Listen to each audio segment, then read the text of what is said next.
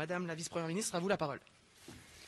Merci beaucoup. Bonjour, bonjour tout le monde. Je suis très contente d'être ici avec vous aujourd'hui de passage à Montréal avec mes chers collègues que vous voyez qui m'entourent.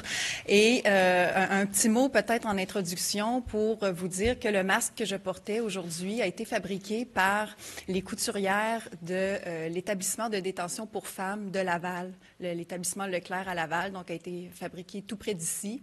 Les femmes du centre de Laval qui confectionnent là, des masques depuis un certain temps. Donc, c'est leur façon de contribuer à l'effort collectif de lutte contre la COVID-19. Ils sont très fiers de pouvoir contribuer à cet effort collectif. Donc, je les remercie très sincèrement de m'avoir fait parvenir quelques masques, puisque j'en ai eu quelques-uns, de diverses couleurs. Et je vais en profiter pour faire un rappel justement sur le masque, sur le couvre-visage. Très important de se rappeler qu'il faut le porter en tout temps, autant que possible, quand on sort de chez soi, quand on sort de la voiture, porter le couvre-visage, s'habituer à porter le couvre-visage. Il y en a encore pour qui c'est peut-être pas devenu une habitude.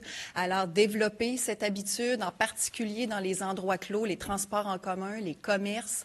Il s'agit de protéger les autres. Donc, on doit tous développer cette habitude-là, pas seulement ici à Montréal, dans le Grand Montréal, mais partout dans toutes les régions du Québec. Il faut qu'on développe cette nouvelle habitude de porter le couvre-visage. Il en va de la protection de tout le monde. C'est pour protéger les autres, mais par ricochet, on se trouve à nous protéger tous aussi, tous et chacun, en créant cette espèce de pool de protection. Donc, on contribue tous à cet effort collectif de protection de la société. Je vais passer maintenant au bilan de la journée. Donc, on rapporte aujourd'hui 65 décès pour un total de 3 865 décès. Et bien sûr, je veux offrir toutes nos condoléances aux personnes qui sont proches de ces personnes qui sont décédées. On a maintenant 46 141 cas confirmés, une augmentation de 646. C'est important de dire aussi qu'on a plus de 13 819 personnes qui sont actuellement guéries de la COVID-19. On a 1 479 personnes qui sont hospitalisées, une diminution de 25. On a 171 personnes aux soins intensifs, une diminution de 5. Donc, on continue d'observer cette tendance encourageante dont j'ai parlé avant-hier qui se poursuit, en particulier du fait qu'on a une stabilisation. C'est relativement stable le nombre de nouveaux cas de COVID confirmés, et ce, malgré le fait qu'on teste davantage. Vous vous souvenez que le Québec est l'endroit qui teste le plus au Canada, et toute proportion gardée, un des endroits où on teste le plus dans le monde. Et vous vous souvenez aussi qu'on a cet objectif d'en arriver à pouvoir faire 14 000 tests par jour. Mercredi, on était à 12 654 tests.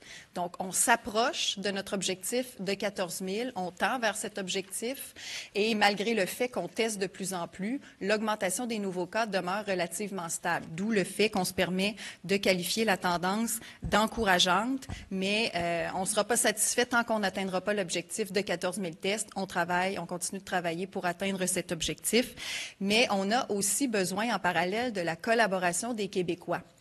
Parce que c'est une chose d'avoir une stratégie de test et de pouvoir tester de plus en plus, mais il faut que les gens qui ont des symptômes, les gens qui ont été en contact avec des gens qui ont la COVID, continuent d'aller se faire tester. Donc, j'en appelle là, aux Québécois, si vous avez des symptômes ou si vous avez un doute raisonnable que vous pourriez être infecté, allez vous faire tester. C'est très, très important. Encore une fois, pas seulement ici dans le Grand Montréal, mais partout au Québec, où que vous soyez. C'est très important de se faire tester parce que c'est en testant de plus en plus qu'on va être capable de savoir où sont les personnes infectées, d'avoir un portrait juste de la situation un peu partout au Québec et de mieux cibler nos interventions et nos efforts pour limiter la propagation et pour contenir la situation et pour lutter ultimement contre la COVID-19. Donc, n'hésitez pas à aller vous faire tester, toujours via la ligne téléphonique que vous connaissez.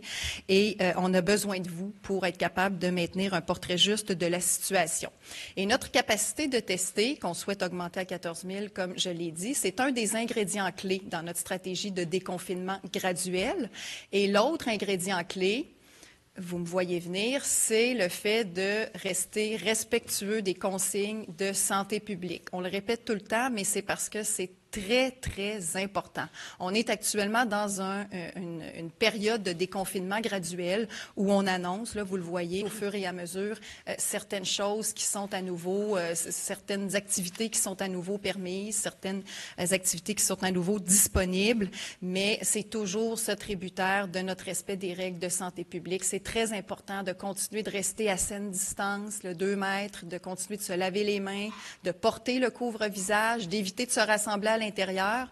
On est vendredi aujourd'hui, donc à partir d'aujourd'hui, il y a la possibilité de se rassembler à l'extérieur, 10 personnes maximum, 3 ménages tout au plus, en restant à distance de ceux qui ne font pas partie de notre maisonnée et donc en restant à l'extérieur, mais évitez de vous rassembler à l'intérieur. Si on continue tous de respecter ces règles-là, on va pouvoir continuer d'avancer dans notre stratégie de déconfinement, avoir de plus en plus accès à une liberté retrouvée. Mais si, à l'inverse, on déroge aux règles trop ou trop vite, bien, on pourrait devoir reculer sur certaines avancées et ça, je pense que ce serait décevant et déprimant pour tout le monde. Donc, le meilleur moyen de continuer à aller de l'avant, c'est de respecter les consignes de santé publique et de ne pas relâcher les efforts malgré la tentation, malgré le fait qu'on s'ennuie, malgré qu'il fait beau, etc. Il faut rester très, très respectueux des consignes de santé publique. Je vais dire un petit mot aussi sur le camping. On entend beaucoup parler du camping. On n'est pas, nous, désincarnés là, de la société. On s'en fait beaucoup parler aussi par nos citoyens, par des gens qui nous écrivent. Et je veux vous dire qu'on est très, très conscient de l'impatience par rapport au camping et je dirais même de l'industrie du tourisme en général. Il y a toutes sortes de volets là-dedans, tout ce qui touche les vacances, tout ce qui touche l'hébergement, la restauration. Mais le camping, ça revient souvent. Après la réouverture là, de la saison des barbecues, il y avait les barbecues avec les amis qu'on peut inviter et tout ça qui est partiellement, modérément réglé par les nouvelles possibilités qui commencent aujourd'hui. Mais donc, le camping, il y a beaucoup d'impatience. Donc, je veux vous redire que ma collègue Caroline Proulx, ministre du Tourisme, travaille d'arrache-pied avec la santé publique, toujours, pour préparer ce plan de réouverture et de relance de l'industrie touristique, entre autres du camping.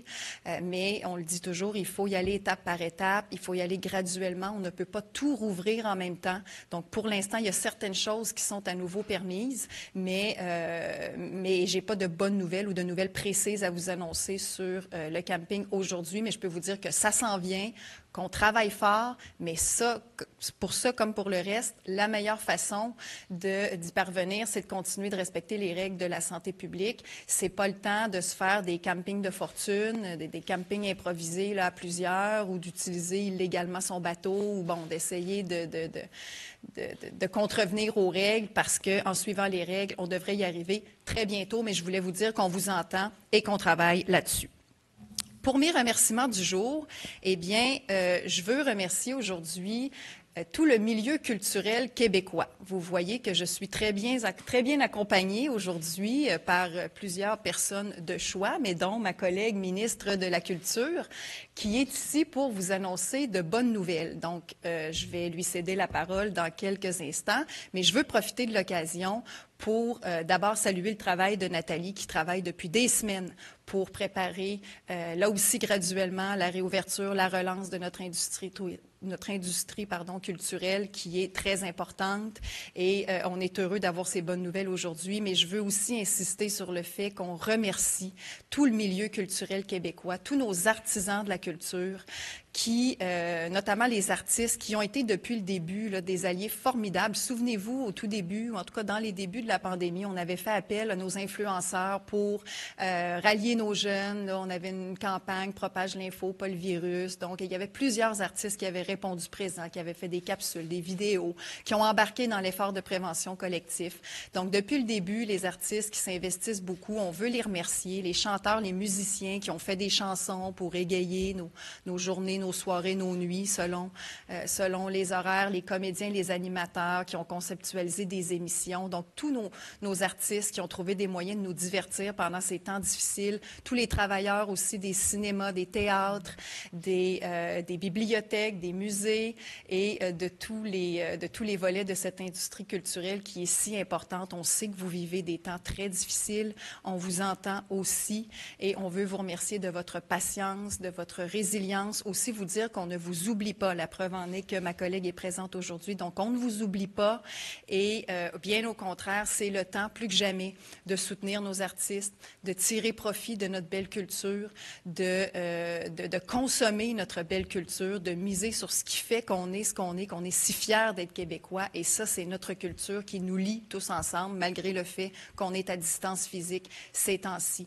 Donc, grand merci à toute notre industrie culturelle. Profitez-en, je fais un appel aux Québécois, profitez-en pour soutenir nos artistes, consommer nos produits culturels québécois.